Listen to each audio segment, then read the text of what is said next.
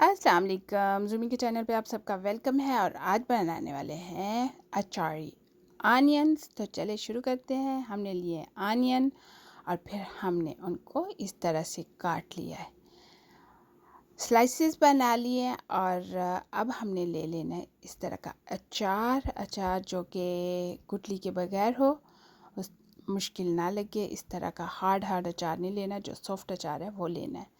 तो वो ले लिया और उसको हमने डाला है आनियन में। तो फिर हमने हाथ की मदद से उसको मसल लेना है, अच्छी तरह से उसको मसल लेना है। इतनी देर मसलना है कि वो जो आनियन है वो बिल्कुल सॉफ्ट फील हो जाए और आपको लगे हाथ में पकड़े हुए आनियन के बाकी सॉफ्ट है।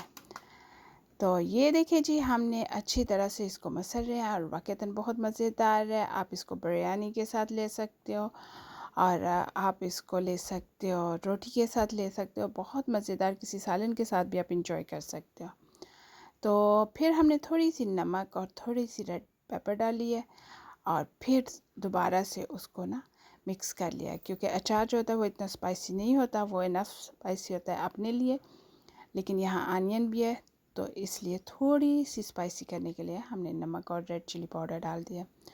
तो ये लें जी, ये तैयार हो गया है। तो अब हम थोड़ा सा हरा धनिया लेंगे, तो उसको भी काट लेंगे इस तरह से बारीक बारीक काट के। तो उसको भी हम इसके अंदर ही डाल देंगे और फिर दोबारा से मिक्स कर लेंगे उसके अंदर डाल के।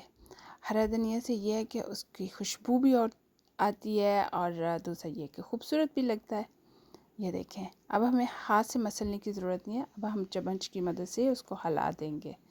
तो ये जी, ये ले हमारा जो है वो तैयार हो गया है बिल्कुल, आनियन अचारी आनियन। तो चले अब आप भी बनाएं और मुझे ज़रूर बताएं कि आपको मेरी ये रेसिपी कैसी लगी। चैनल को लाइक, सब्सक्राइब और शेयर ज़रूर कीजिएगा और कमेंट्स बॉक्स में कमेंट्स भी ज़रूर दीजिएगा। अल्लाह हाफिज़।